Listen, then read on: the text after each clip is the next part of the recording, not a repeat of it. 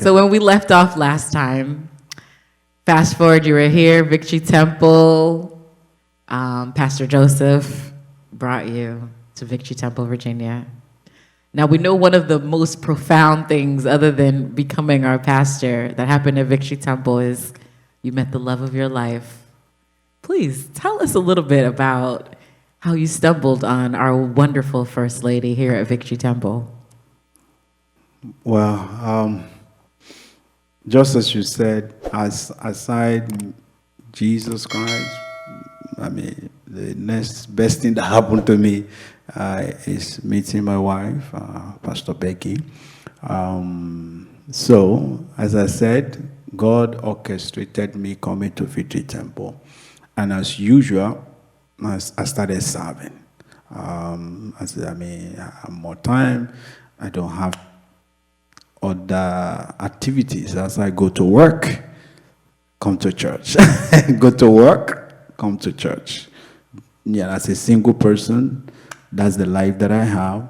I was living, so I think the pastor then also noticed that okay, look at this brother is willing to serve, will be a good leadership material. So he started giving me assignments in the church. I started with teaching the new believers class. We call it believers class. Those are people that just become born again. So I started teaching that class. And then I started teaching the workers also. The pastor also invited me to come and be one of his ministers. I was one of the youngest ministers as a single person.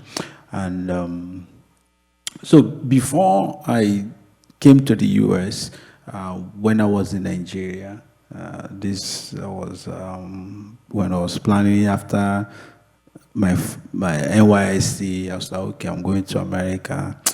This America they were talking in, they don't have, because the thing we hear about America is the women there and all that. So I decided to start a relationship in Nigeria.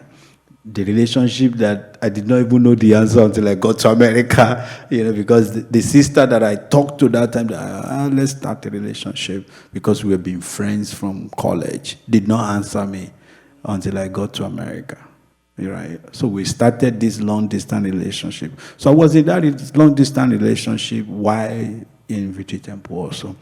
But, I knew it was not going anywhere because we're not together. It was, we make a couple of effort for her to come and school here, so at least we can be together. But at the end of the day, that relationship ended. So I focused again on Christ and service and just doing things for the Lord, and I continue to pray for a life partner.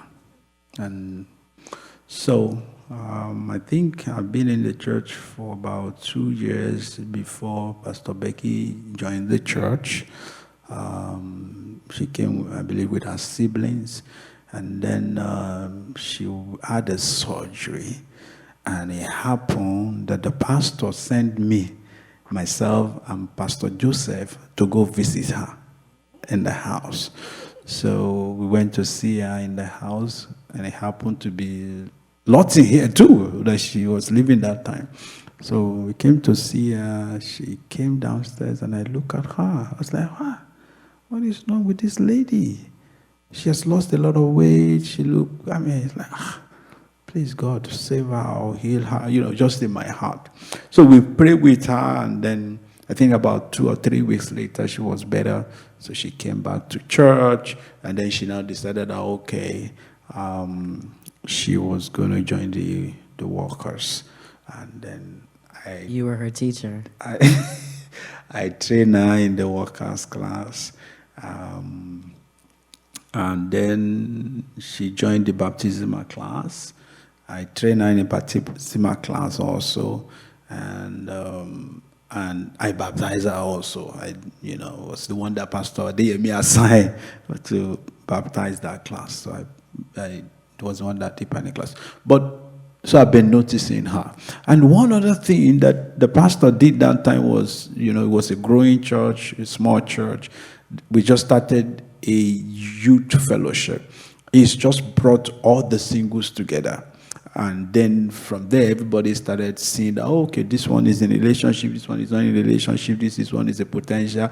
So we started noticing each other, so to say.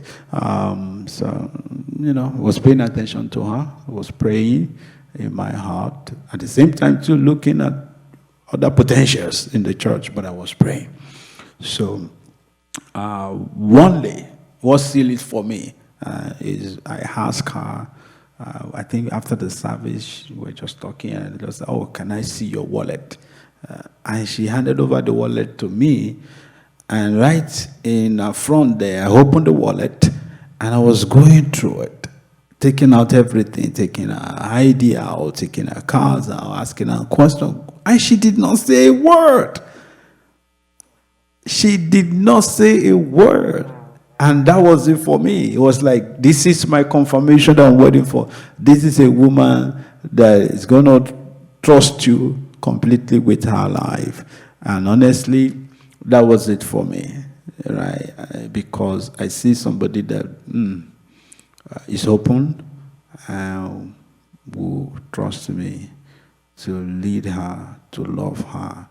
And we started a relationship. I know sometimes when we tell our children that, we became serious in August. By January, my parent has already gone to meet her parent. So sometimes when we tell them, how long did you guys date? I was like, I don't know about dates. we know what we're doing, right? Intentional. We are very intentional. Yeah. I was about 30. She's about 28. We're like, we're ready. We're mature people. We know where we're going. So it wasn't wasting of time. And by April, so August, January, engagement already in Nigeria. We already have a date. April, we got married. And then it's 20 years later. And it's Look at 20 God. years later. And today she still trusts me. Yes. She's still teaching me every day how to love, because really I've learned a lot how to love from her. That's wonderful. Yeah. And so, that's also the season that shortly after you would transition into becoming a pastor. Over the years, how have you and Pastor Becky just supported each other emotionally and spiritually as pastors and in the role as pastors? So becoming the pastor of the church was not what we planned, right? It just happened that, some things happened. Pastor DME was no longer the pastor of the church, so we have another pastor, Pastor Shina. God bless him. He's in Canada now. He became the pastor. And out of all the ministers, I was the only one that remained in the church. So he made me his assistant. So I became assistant pastor from just being a deacon. I became the assistant pastor to Pastor Arinson. And we're doing that. And Pastor Arinson now has an immigration challenge. So he has to travel to Canada, bring his family there, settle down there. And but there are some part of that immigration process that was not clear to him before he left. So it was when he got to Canada that he discovered that, you can't leave Canada until you become a citizen. Yeah. And when he was leaving, he handed over the church to me as the assistant pastor. So I think it was from, if I can remember, I think he left around November. So I was the temporary pastor in charge for about 6 months. And then when he now cleared to the leadership of Rccg that he was not going to come back here because of his immigration status, I remember our zonal pastor then, Pastor Tola Odutola, called me as a pastor, called my assistant then, Pastor Henry, and I think it was one of the board members, Sister Shade Oyofo, called us to a meeting in his church in Baltimore and broke the news to us that, hey, guys, your pastor is not going to come back to Victory Temple to pastor, and it looked as if Shina here has been doing a good job for the past 6 months. So he's going to be the pastor. He will continue to. I was like, what? I'm going to be the pastor of the church? Really? Like, just like that? Leadership keeps following Leadership you. just was dropped on me. It was a very tough time because, it was turbulent. But God helped us to steady the ship. But I remember what he told me. Pastor Tola told me that, look, we as the leadership can give appointment. Calling is from the Lord. So you go and sort out your calling. Yeah. And I remember that. So I took that. Yeah. And I was like, okay, all right, now I have the appointment. Yes. But to be successful in this appointment, I need to clarify my calling. Yeah. Even though, you remember I told you that from my high school, Yes.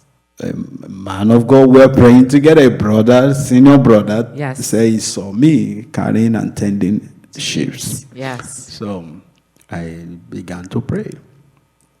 And I remember one of the words that God told me in my prayer very clearly, that he has chosen me to restore victory back to Victory Temple at this time. He has chosen me to restore victory back to Victory Temple. It's okay. That's good. Let's run with that. God is about to restore Victory Temple back to his glory. And we start running with that. And then in the process of, getting that clarification also too, I had the revelation. That in that revelation, when I saw Pastor Adeboye, and he handed me a letter, and I opened the letter, and I found in the letter, you are hired. And I look at it, I was excited, and I opened it, and I saw driver in the dream. I was like, I was expecting pastor in there, not a driver. Yeah. So I'm appointed as a driver, So I shared that vision with some leaders, and they said, go and pray more about it. Yeah. And God, began to reveal more about that word. That look, my assignment for you is to take my people from where they are to where I want them to be. Amen. So you're going to be the arrowhead of it. You're going to be the driver behind it. So, and that's how ministry started in Victory Temple. Yeah. Even though the day Pastor Tola told us that Saturday he was going to come to church and tell the church on Sunday. When I got home, I couldn't tell my wife. Because she was not ready. Even the 6 months that we were just the temporary leader was a lot. Yeah. I was driving from almost 1 hour, 20 minutes to the church. Yes. So it was taking a lot from our family. Our family was rapidly growing. Yes. That time we just gave back to our last born. In fact, the day of his dedication was the day that was made the pastor of the church. Yeah. And that was the day that my wife returned to church after staying away after the baby. So it was a lot of, moving things for her. And so I have to tell. I know if I've told her that tomorrow I'm going to become the pastor, maybe she wouldn't have come to church that day. Because it's like, but I told her, you know what? Pastor Tola is coming to church tomorrow. Let's go to church. Maybe Pastor Anisin is not coming back, but we'll see. Yeah. And that's how we are throwing into it. And she's handled it with grace for 15 years. Oh, yes. I've been blessed to be here for those 15 years of ministry. Yes. And I can definitely say that you're a driver, and everything that God has revealed to you, we're seeing the manifestation of it. Wow. By the grace of God. We thank God for that. Yeah, absolutely. I mean, I think knowing you, and I see you more as a teacher. I always love listening to your sermons, going back and listening to them. What would you say are leadership principles and values that really drive ministry for you? So there are people that play significant roles in our lives. So I just mentioned Pastor Tola now. It was the one that God used to say, okay, this guy, he's doing a good job. Let him continue, right? Some other people wouldn't have done that, right? he was a guy that was doing a lot of leadership thing, and I love that. So I learned a lot about leadership from him and all the things that he was doing. Those days, bringing leaders together, teaching on leadership, and he was one of the first people, even though doing it for Redeem then, that brought this leadership guru, Maxwell, to come and teach us. And that's the place I was introduced to Maxwell books. And reading Maxwell books has helped me significantly, because in his book I saw the principles of God. And I've come to realize, if there's anything to summarize it, is that the kingdom of God is the kingdom of principles. And when you follow those principles, you get the result. The result will follow it. And one of the principle that I learned very early on is the principle of self-leadership. That in any organization, you are the lead over that organization as the leader. If you don't grow, the leadership is not going to grow. Yeah. So that set me on a journey of personal growth in leadership. Yeah, so. Yeah, and I mean, that's a great author, John Maxwell. I know we've definitely read a few of his books here. Yes. Through your prompting. And I love reading his, even to today, I just enjoy reading his books. Absolutely. So, whether him or others that you have sort of garnered wisdom from, how have you navigated challenges and obstacles that have come up, through ministry and really just leading a flock of sheep? How do you really find that balance and leading your sheep, but then really being able to navigate those challenges? One of the things also that I've learned about leadership is, successful leaders surround themselves with other successful leaders, right? So one of the things that God has helped me also too is God has helped me to surround myself with successful leaders, people that are personally very serious with their life and very serious with their Christian faith.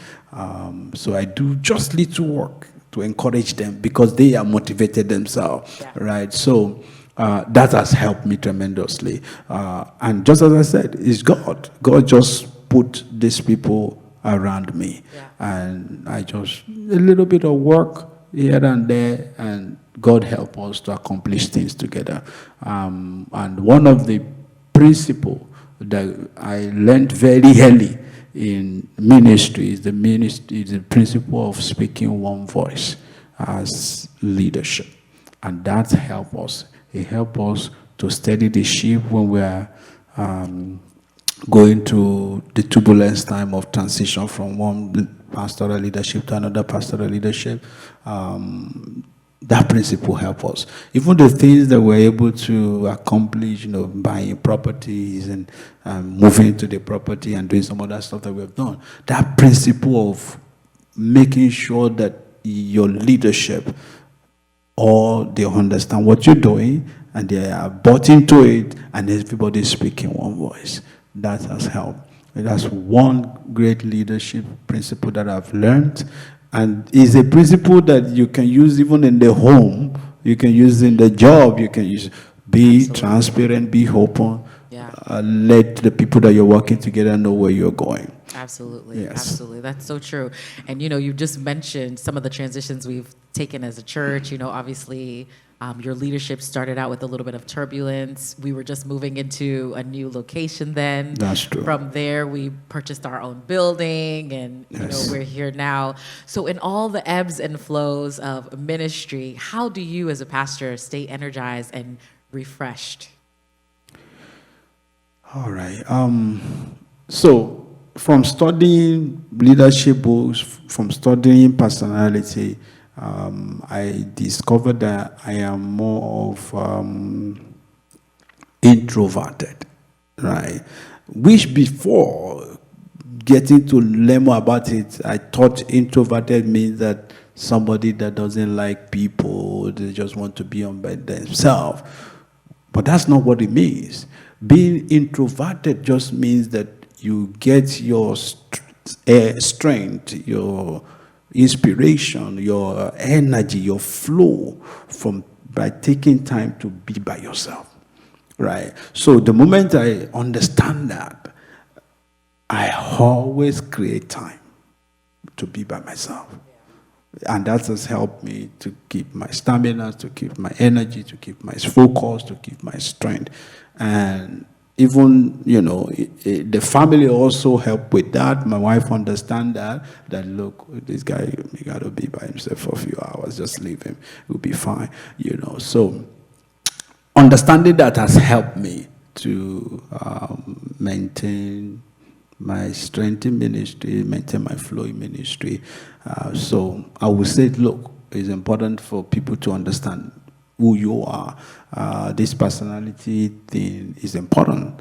And it's important also to know your spouse, also, even in marriage, to know that, okay, your wife is the type, maybe is extroverted, that you have to understand that. Because extroverted means that they need to connect with people, they need to talk to people to get their own strength. And that's one of the first challenges that we experienced in the early part of the ministry also, because my wife, even though she looked like she's introverted and more private, but she's extroverted because she's in connecting with people, touching people, being able to care for people. That's where she gets her strength from. Every time somebody have need, if you see how my wife's energy will come alive. But the challenge that she faced in church at that time was cutting her off from that, where she can't trust anybody. So that was challenging for her. That was very difficult. But thank God that God helped us to overcome that hurdle. That, yes. So yeah, absolutely. And today, when we want to go visit people, she's the one that organized it. She's the one that called them. She's the one that say, "Hey, we can't go empty-handed." I just want to be by myself. So she has been a blessing. I say it all the time. Yes, I have the pastoral grace, but when I look at her, she has the caring grace. Yes. More than me. Yes. That's our Pastor Becky. Yes. The pastoral, that's our the caring grace. Yes. I'm more of maybe it's my background. I just know you are going to be fine. I know God got you. I don't have to worry about you. Because I've experienced God, I've let people, I did share this with you. One time in college, I organized transport for fellowship people, and most of the time I will pay those drivers before they would take them. And this day I forgot to pay the driver, and they have already left. And those days there were no phones. And I thought of it, I was worried for the brethren, because Nigerian drivers, they're going to make trouble for these people. Yeah. And from nowhere, I just said, they'll be okay. Somebody will have money to pay. And that's exactly how it happened. Oh, wow. One of the brethren has money to pay, and then I repay him later. Nice. Everything works out. It works. I always love that. It always works out. Yeah. But on the other side, she's not like that. She wants to resolve it now. She wants to get involved now. She wants to, so. Yeah. So speaking of our beloved Pastor Becky. Yes. In all your busyness, and you take time out to refresh and have your time, how do you prioritize time with her in marriage? So, as I said, I love to be by myself, right? So I'm always in the office downstairs. But I noticed that because I was not connecting with her, she was becoming more lonely and lonely. And that wasn't helping her. So I remember I made the decision that I'm going to create this time for her, right? And what was the time that I picked that time? The moment, because she was working that time, so much that she come home around 5:30, 6 o'clock. Between that time she come home until about 9, 10 o'clock, it's going to be our time. And when I started doing that, things change. Yeah. Things change in our relationship because she just want to talk. Yeah. She just want to talk, and that was helping her, that was helping me, was helping our relationship. And I'm sure also it's helping our children because they just see us talking all the time. We're just, she's in the kitchen. I don't cook.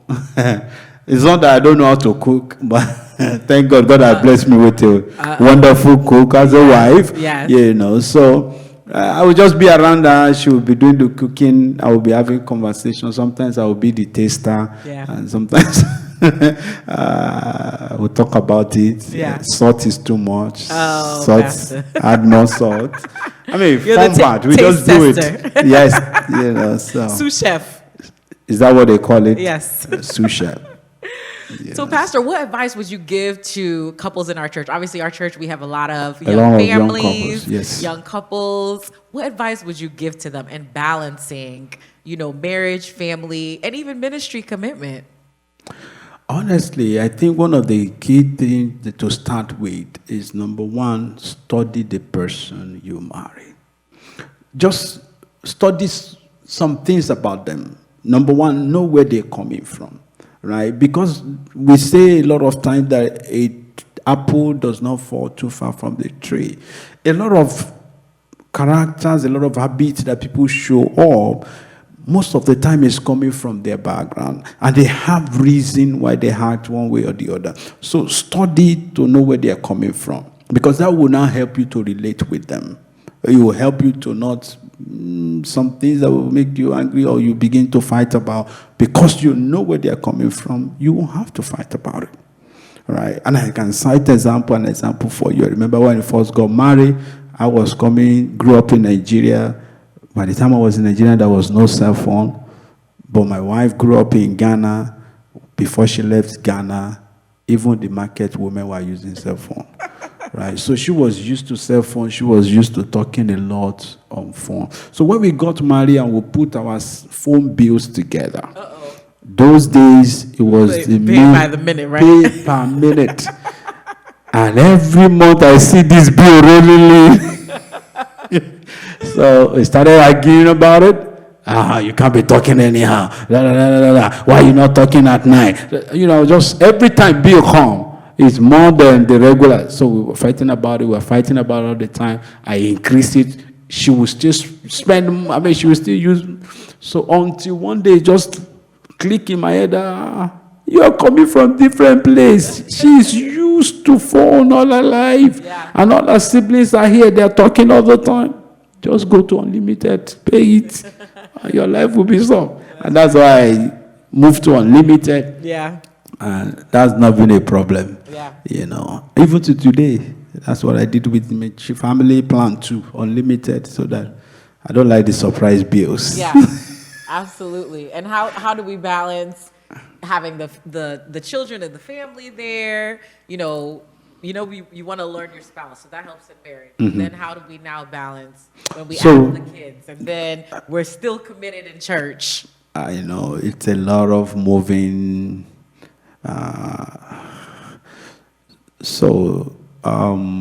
What I say is this: our commitment to God is important. Our commitment to our family is important, right? So we make time for those things, but we just have to balance it, right? Our commitment to career is important. So what I tell people is, look, some things you have to remove before you can add some things to the basket. Because what happens most of the time is that people want to do a lot at the same time. Right? They committed to this association, they committed to this Owambe association, and they want to still commit to church, and they want to commit to this and that. So it becomes challenging and difficult. Right?